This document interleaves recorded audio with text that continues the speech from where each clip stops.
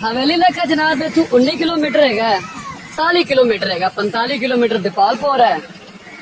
ते इस तो अगे जनाब मैकलोडगंज 27 किलोमीटर है, मिंचनाबाद 44 किलोमीटर है, ते बहावल नगर जनाब 70 किलोमीटर है।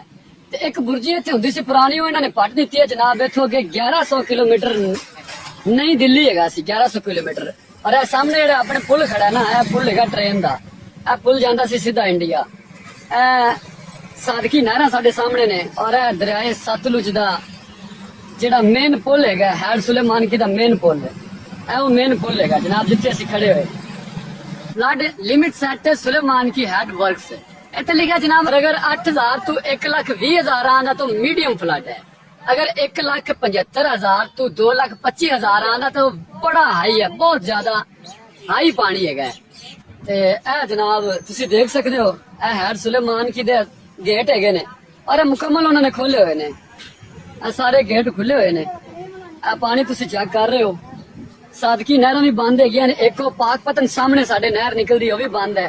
टोटली पानी दरिया का पानी दरिया दे विच ही उन्हें छोड़िया होया, क्योंकि अगर नहरों दे विच पानी छड्डदे ना तो पानी दे विच अट बड़ा है, मिट्टी बहुत आ रही है। यह हैड सुलेमान की है जनाब, हवेली लखा तो अगे आंदा है रेंजर हैडक्वार्टर। इस तो अगे अगर आप चढ़ते वाली साइड ते इस साइड ते जावांगे ना, अगर रेंजर हैडक्वार्टर आ जाएगा सिर्फ 1 किलोमीटर ते उत्थे ही दरिया सतलुज मतलब जिधरों पानी पतन वाली साइड ते जा रहा है। चेक करो पानी का बहाव कितनी तेज है, यकीन करो अखीर स्पीड है। इतनी ज्यादा स्पीड पहली दफा मैं तो देख रहा भाई, बहुत ज्यादा पानी छड़ा है। इंज जिवें गोली की स्पीड, इंज की स्पीड है जनाब। चेक करो, हाली कह रहे हैं जी बंदे झूठ बोलते हैं, पानी नहीं है।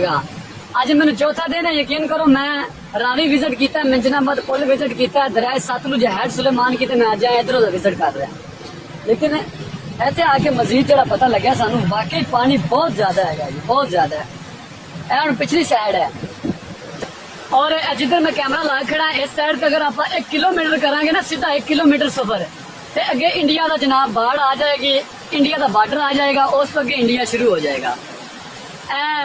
दरिया सतलुज इंडिया विच जनाब इंटर पाकिस्तान जो हो रहा है। और तारीख में लिखा है कि 5 दरिया है पाकिस्तान के, जिन्होंने सब तो ज्यादा मजबूत और सब तो ज्यादा बड़ा और तगड़ा जो दरिया है दरिया सतलुज है, और सब तो ज्यादा पानी नू अपने अंदर समान वाला जड़ा है ना दरिया, वो दरिया सतलुज है जनाब। यह पुल अंग्रेज के दौर का बना बड़ा मजबूत पुल है, और लंबा है, काफी लंबा पुल है। मैं सेंटर दे खड़ा पुल दे, मेन पुल है जिन्हों आप हैड सुलेमान की सकने। पानी जरा चेक करो, पानी की स्पीड देखो, पानी किवें घूमन घेरिया मार रहा फुल फुल। हाले तक गेट जिन्ने भी है सारे गेट, तीसरा हिस्सा बंद है, 2 हिस्से खुले हुए ने। अगर मुकम्मल चेक दिते जावन तो यकीन करो इन्ना पानी है कि दरिया च वाकई इन्ना बाहर जाता रहेगा कि फुल सैलाब आ जाएगा। नुकसान होने भी बड़े हो चुके हैं, लेकिन हाले भी फुल नहीं हाले खोलिया, हाले तक तीसरा हिस्सा बंद है, तीसरा हिस्सा।